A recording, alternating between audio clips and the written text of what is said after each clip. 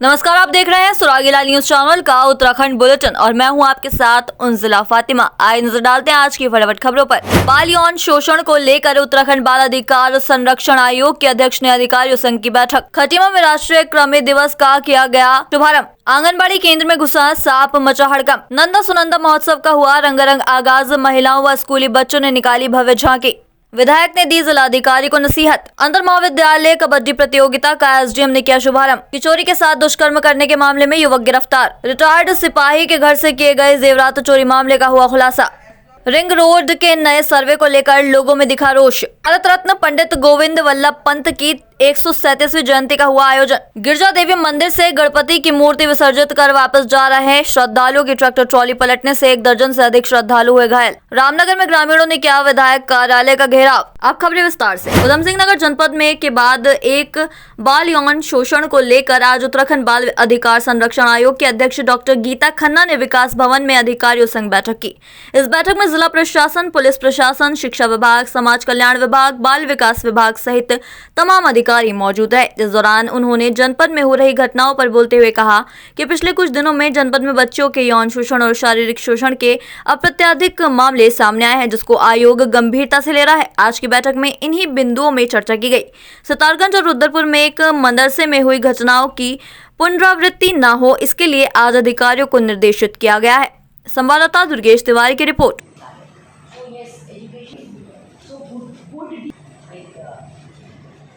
अप्रत्याशित रूप से बच्चों के यौन शोषण, शारीरिक शोषण और मानसिक शोषण की खबरें आई और इसी के चलते बाल आयोग स्वयं यहाँ पे पूरी टीम जो है हम लोग यहाँ पर आए। अभी हमने सभी अधिकारियों से बैठक करी। अभी डीएम और एसएसपी के साथ मुलाकात करने जा रहे हैं कि क्या करा जाए और कैसे इनके निस्तारण और रोकथाम, खास तौर पे जो हमने आज का हमारा विषय था अधिकारियों के साथ, डिस्ट्रिक्ट ऑफिशियल्स के साथ, कि रोकथाम कैसे। तो हमने कल हल्द्वानी में ये बैठक करी, आज यहाँ पर करी और इस अप्रत्याशित जो वृद्धि हुई है बच्चों के विरुद्ध यौन की कह लीजिए या शारीरिक शोषण की घटनाएं हुई हैं, ये बहुत ही चिंता का विषय है।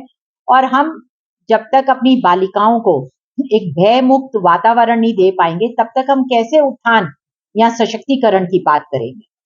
तो इसको लेके हम गंभीर हैं और बाल आयोग सब जगह बैठक कर रहा है। अभी हम पीड़िता से के घर भी उनसे मिलने जा रहे हैं ताकि हम उनके मुंह से भी सुन सकें कि जो अभी तक हुआ है वो कितना, जो हमें बताया जा रहा है। रिपोर्ट्स हम लगातार आख्या ले रहे थे और अभी चल के भी इसी के लिए आए हैं। देखिए, जहां तक किस नजर से देखते हैं तो ये जो है पूरा एक मॉरल डिग्रेडेशन का हिस्सा है।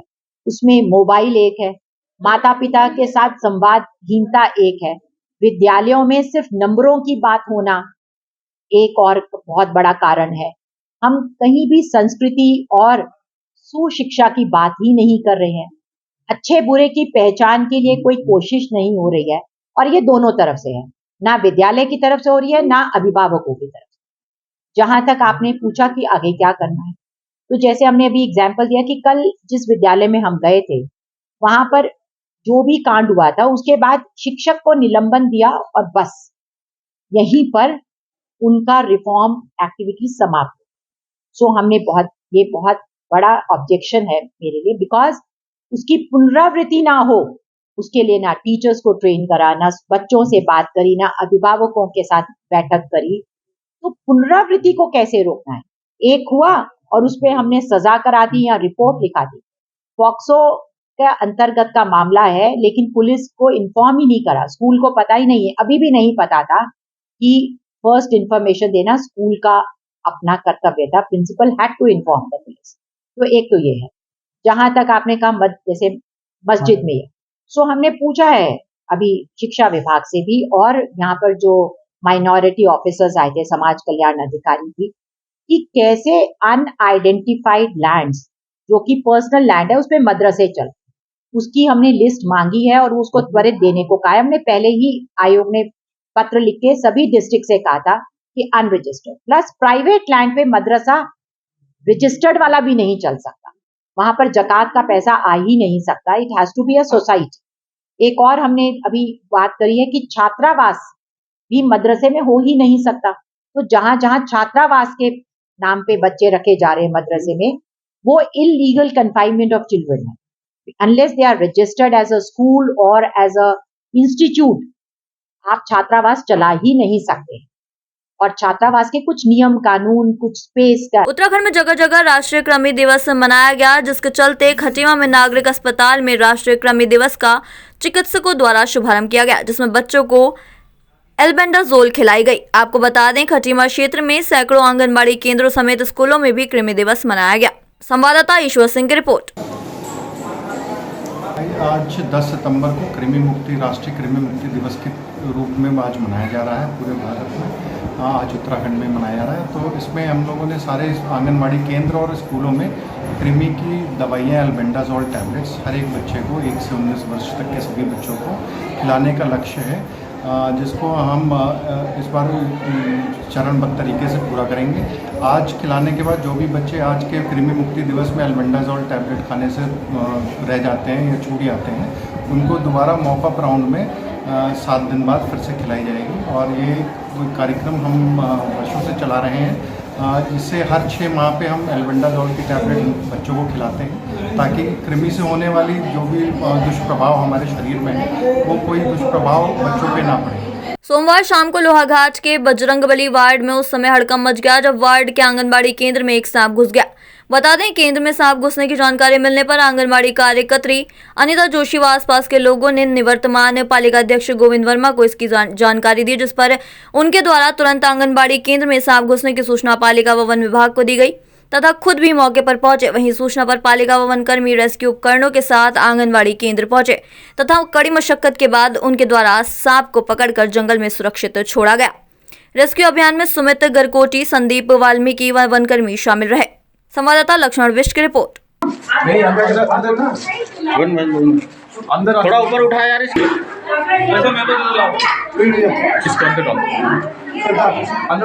सोमवार को चंपावत में नंदा सुनंदा महोत्सव का कमेटी अध्यक्ष शंकर दत्त पांडे के दिशा निर्देश पर रंगारंग कार्यक्रम के साथ शुभारंभ हुआ।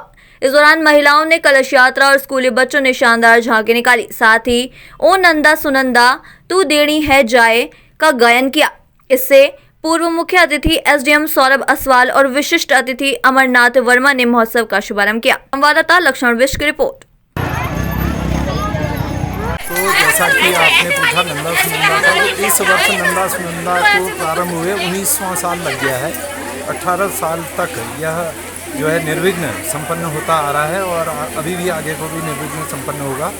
इस कार्यक्रम में जैसा कि आपको पता ही है, हर वर्ष की भांति इस साल भी आज कलश यात्रा से और बच्चों की झांकियों से कार्यक्रम प्रारंभ हो गया है। सुबह ही मंदिर में गणेश पूजन, मूर्ति पूजन आदि से यह कार्यक्रम शुरू हो गया है। यह कार्यक्रम लगातार 7 दिन तक चलेगा। इस कार्यक्रम में गणेश पूजन, 64 योगिनी पूजन, कलश यात्रा, गणेश पूजन, मातृका पूजन, क्षेत्रपाल पूजन, स्थापना आदि, मंडलों का पूजन, शिव पूजन, हनुमान जी का पूजन, कदली वृक्ष का आगमन और मां नंदा सुनंदा मूर्ति की प्राण प्रतिष्ठा। और सबसे बड़ी बात यह है कि चौथे दिन जो है यहाँ मंदिर में रात्रि 12 बजे तंत्रोक्त पूजा होती है, जो कि मां नंदा सुनंदा का विशेष महत्व अपना रखता है। और 13 सितंबर को यहाँ पूर्णाहुति के साथ, हवन यज्ञ के साथ इस मां नंदा सुनंदा का जो ये भव्य आयोजन है, इसका समापन होगा और डोला यात्रा निकलेगी। डोला में जो यहाँ के देव जंगरिया हैं, उनके द्वारा डोले में पूरे चंपावत की सुख शांति के लिए एक डोला यात्रा निकाली जाती है, जो हर साल होती है। और 14 तारीख को भव्य भंडारे के साथ इस कार्यक्रम का समापन है।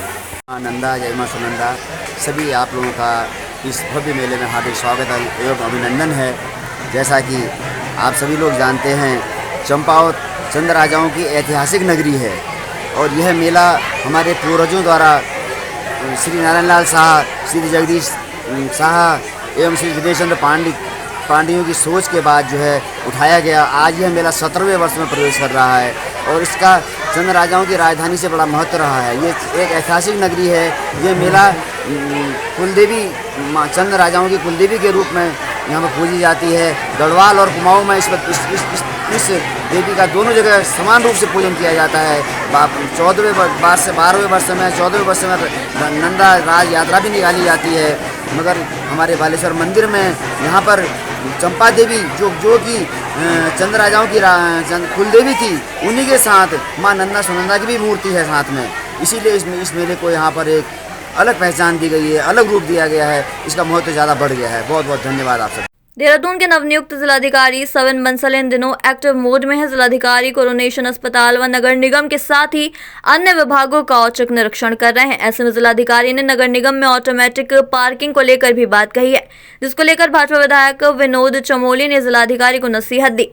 विनोद चमोली ने कहा कि अगर नगर निगम एक हेरिटेज बिल्डिंग है, ऐसे में नगर निगम को लेकर जो भी फैसला लिया जाता है वह नगर निगम बोर्ड के द्वारा लिया जाता है। उन्होंने कहा कि उनके सामने भी इस तरह की बात आई थी, लेकिन तब उन्होंने कहा कि यह सुनिश्चित किया जाए कि नगर निगम का स्वरूप न बिगड़े। विनोद चमोली ने जिलाधिकारी को नसीहत देते हुए कहा कि सरकार ने जिस कार्य के लिए उन्हें भेजा है वह वही कार्य करें। नगर निगम के बारे में फैसला लेने के लिए बोर्ड है। संवाददाता सुनील राज की रिपोर्ट।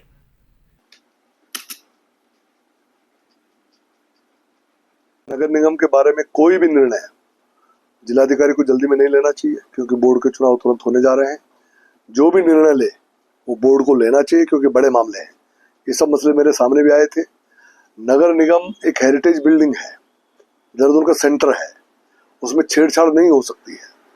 और मैंने ये कहा था अगर पार्किंग होनी है तो फिर हमको अंडरग्राउंड जाना पड़ेगा, और अंडरग्राउंड बेसमेंट पार्किंग का वहाँ पर प्रोविजन हो सकता है, लेकिन ऊपर का स्वरूप न बिगड़े ये सुनिश्चित करना पड़ेगा। इसलिए कोई भी जल्दीबाजी में कदम न उठाया जाए। और मैं तो सरकार से भी कहूंगा कि जितने का काम के लिए उनको भेजा गया है उतने काम तक अपने आप को सीमित रखें, बाकी बोर्ड को करने दें। लोहाघाट के स्वामी विवेकानंद राजकीय पीजी कॉलेज में एसएस जीना विश्वविद्यालय अंतर महाविद्यालय की 2 दिवसीय कबड्डी प्रतियोगिता शुरू हो गई है, जिसमें मेजबान महाविद्यालय लोहाघाट समेत देवीधुरा, बागेश्वर, कपकोट, अल्मोड़ा, पिथौरागढ़, भिकियासैंण, द्वाराहाट महाविद्यालयों के 5 दर्जन प्रतियोगी हिस्सा ले रहे हैं। सोमवार को एसडीएम रिंकू बिष्ट ने प्रतियोगिता का शुभारंभ किया तथा प्रतियोगियों के परिचय प्राप्त कर खेल के मैदान में खेल भावना का परिचय देते हुए खेल के उच्च आदर्श व मापदंडों को बनाए रखने पर जोर दिया। संवाददाता लक्ष्मण बिष्ट की रिपोर्ट। तो सभी खिलाड़ियों से ये कहेंगे कि प्रतियोगी भावना से खेलें और अपना सर्वश्रेष्ठ प्रदर्शन करें और अपना और अपने स्कूल का नाम रोशन करें, और आगे भी इसी तरह भविष्य में आगे बढ़ें। कुछ लर्निंग्स यहाँ से सीख के जाएं। जो उनकी आवास खान पान की कुछ कमियाँ रह गई हैं तो यहाँ सारी टीम बहुत अच्छी टीम है, उनको बताएं, वो भी दूर कर दी जाएंगी। लेकिन आप अपने सर्वश्रेष्ठ जो है प्रदर्शन पर अपना पूरा ध्यान। तो जो लोहाघाट महाविद्यालय हर वर्ष कुछ ना कुछ कराता रहता है प्रतियोगिता, जैसा कि कबड्डी प्रतियोगिता है। इसमें हम विश्वविद्यालय टीम का चयन कर रहे हैं। जो चयनित टीम नॉर्थ जोन अंतर विश्वविद्यालय प्रतियोगिता में प्रतिभाग करने के लिए जाएगी। मुझे आशा है कि जो बच्चे यहाँ से चयनित होंगे वो नॉर्थ जोन में अपना अच्छा प्रदर्शन करेंगे, विश्वविद्यालय का नाम रोशन करेंगे और अच्छे खेल का दिखाकर पूरे भारतवर्ष में हमारा नाम गौरव बढ़ाएंगे।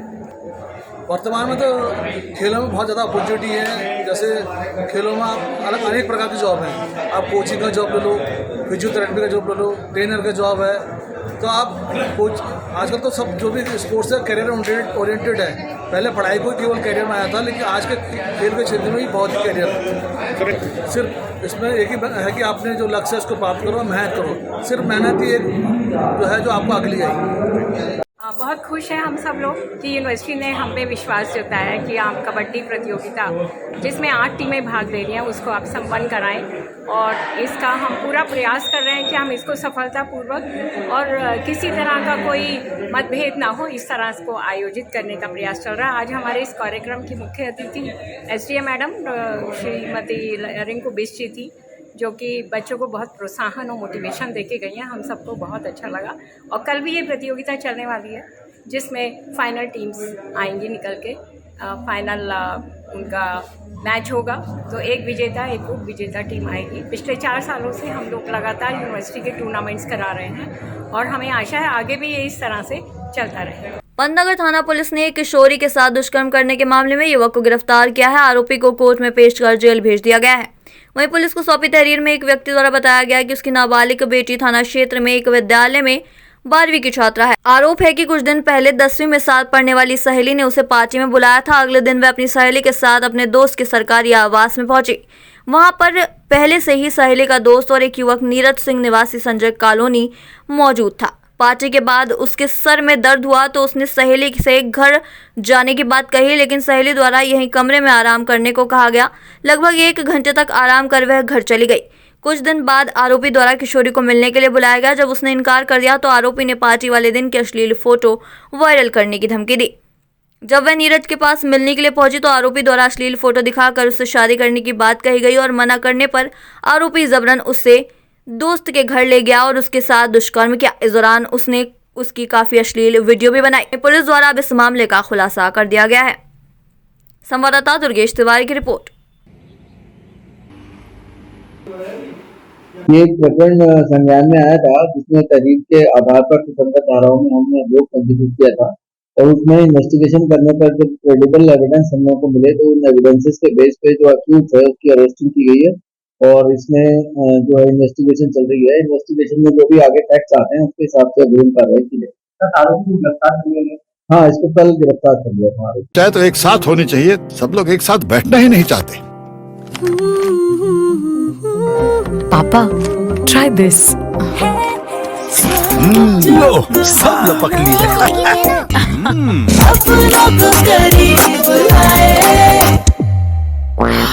ये क्या हाल कर दिया है रूम का? बस कल से चाय? कल से चाय मेरे रूम में। देवर पान नमकीन। पंतनगर थाना पुलिस ने रिटायर्ड सिपाही के घर से किए गए जेवरात चोरी के मामले में खुलासा कर दिया है। पुलिस ने चोरी करने के आरोपी को नगला बाईपास से गिरफ्तार कर आरोपी के कब्जे से 5 लाख से अधिक कीमत के जेवरात और 9,000 रुपए की नकदी बरामद की है। मामले का खुलासा उधम सिंह नगर जिले के एसएसपी मणिकांत मिश्रा ने पुलिस कार्यालय में करते हुए बताया कि 26 अगस्त को पंतनगर के जवाहर नगर में रहने वाले सेवानिवृत्त पुलिसकर्मी रमेश सिंह बिष्ट के घर से लाखों की जेवरात की चोरी हो गई थी। पुलिस ने मुकदमा दर्ज कर आरोपी की तलाश शुरू कर दी थी, जिसको अब पकड़ लिया गया है। संवाददाता दुर्गेश तिवारी की रिपोर्ट। अगस्त माह के 26 तारीख को ये चोरी हुई थी, जिसमें लगभग 5.5 लाख रुपए का सामान चोरी किया गया था। चोर गदरपुर थाना क्षेत्र का रहने वाला है। इसका नाम आबिद है। इसके पूर्व में भी चोरी के अपराध के मुकदमे दर्ज हैं। ये मोबाइल का प्रयोग नहीं करता, मैनुअली इस पर सारा काम हुआ है, जिसमें हमारे 2 सब इंस्पेक्टर हेमचंद्र और दिनेश रावत ने बड़ी मेहनत और लगन से कार्य किया और मैनुअली इसको वर्क शातिर है। और इसने यह जब देखा कि मामला बहुत तूल पकड़ रहा है तो ये जमानत तोड़वा के यूपी के रामपुर ज़िले में जेल चला गया। जब मामला कुछ दिनों में शांत हुआ फिर ये बाहर हुआ, लेकिन पुलिस इसके पीछे लगी हुई थी और जैसे ही ये वो सामान जहां चोरी का सामान रखा था वहां जाने के लिए तैयार हुआ, पुलिस ने इसे गिरफ्तार कर लिया। रिंग रोड के पुराने प्रस्तावित सर्वे के अचानक बदले जाने से लोगों में रोष व्याप्त है। लोगों का कहना है कि लोक निर्माण विभाग द्वारा विगत कुछ दिनों से लामाचौड़ तथा कमलुआ गांजा क्षेत्र में सर्वे टीम द्वारा रोड के दोनों तरफ 22.50 मीटर कुल 45 मीटर भूमि नापकर ग्रामीणों के खेतों, भवनों, दुकानों आदि में निशान लगाए जा चुके हैं। उन्होंने कहा कि रिंग रोड पूर्व में लामाचौड़ से जंगल किनारे वन भूमि पर प्रस्तावित थी तथा अचानक लोक निर्माण विभाग के तुगलकी फरमान द्वारा इसे लामाचौड़ कमलुआ गांजा में ग्रामीणों की भूमि, भवन तथा दुकानों के बीच से बनाने का फरमान देश क्षेत्र का विनाश करने की कोशिश की जा रही है, जो कि किसी भी सूरत में बर्दाश्त नहीं किया जाएगा। संवाददाता दीपक अधिकारी की रिपोर्ट। स्वतंत्रता संग्राम सेनानी और ग्रामीणों द्वारा एक ज्ञापन यहाँ पर दिया गया है लिंक रोड का जो मार्ग की चौड़ाई है उसके संबंध में, और ये भी अवगत कराया गया है कि यदि चौड़ाई कम रखते हैं तो इसमें सहमति बनने के आसार हैं, तो इसमें संबंधित विभाग के साथ बैठ के ग्रामीणों के संग समुचित वार्ता की जाएगी। मांगें क्या हैं जो हमारे यहाँ पर रिंग रोड प्रस्तावित की गई है अभी, तो उससे जनता में आक्रोश भी है और डर भी है।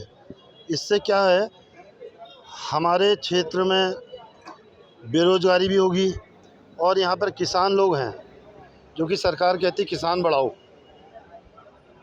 किसान के प्रति बहुत वादे करती है, लेकिन आज किसान को भूमिहीन करने की सरकार की साजिश है, जिसमें काफ़ी किसान जो कि केवल किसानी से ही निर्भर हैं, जिनके पास किसानी के अलावा कोई आय का साधन नहीं है।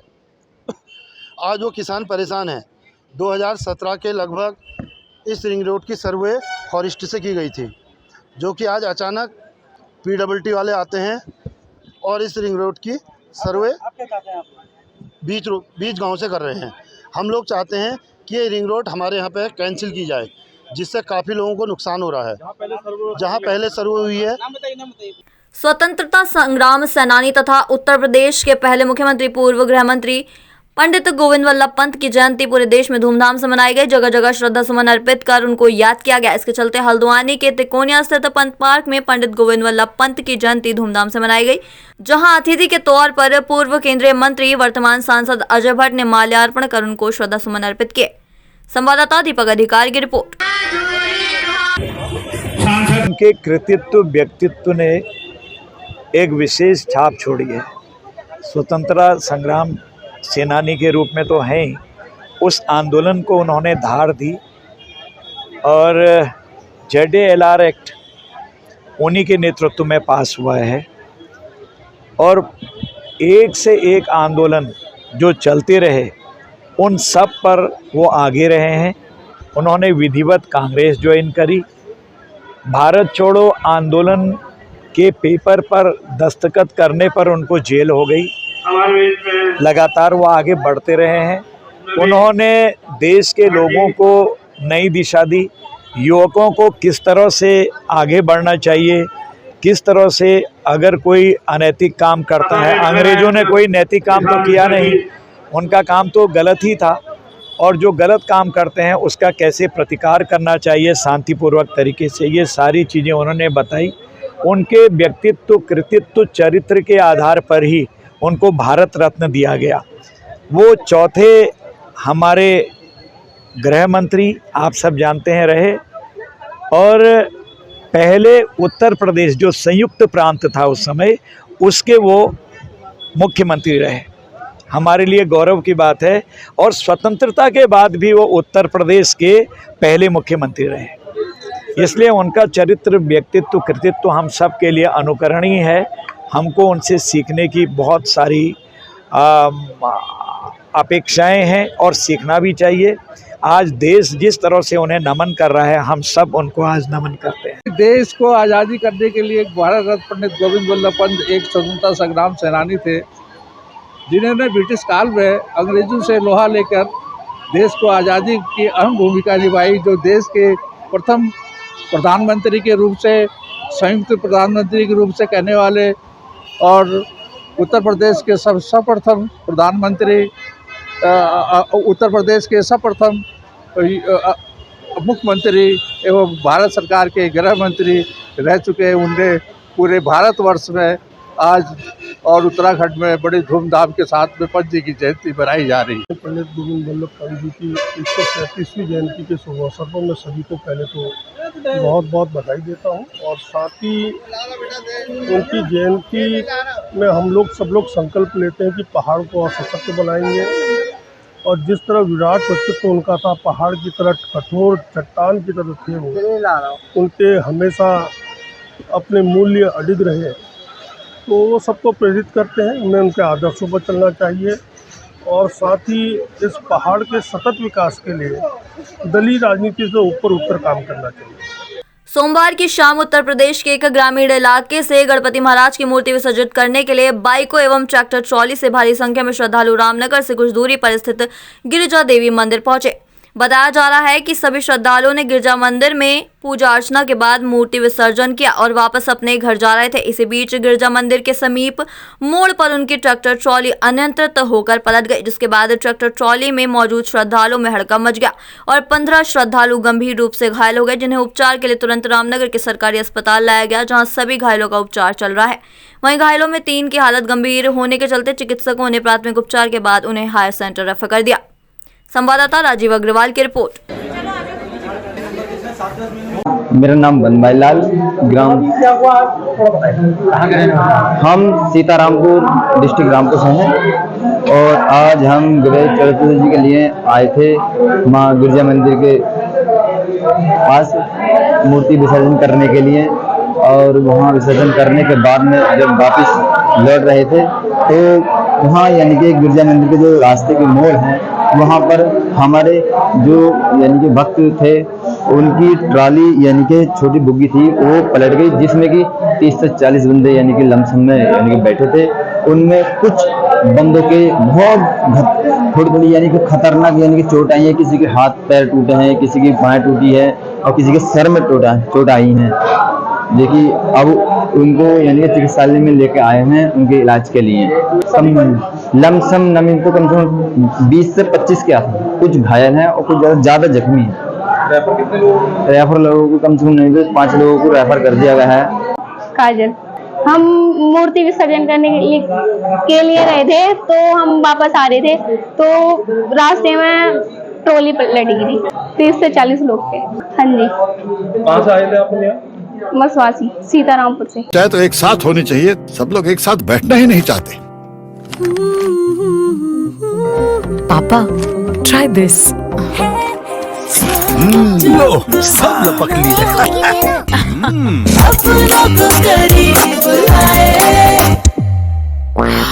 ये क्या हाल कर दिया है रूम का? बस कल से चाय मेरे रूम में।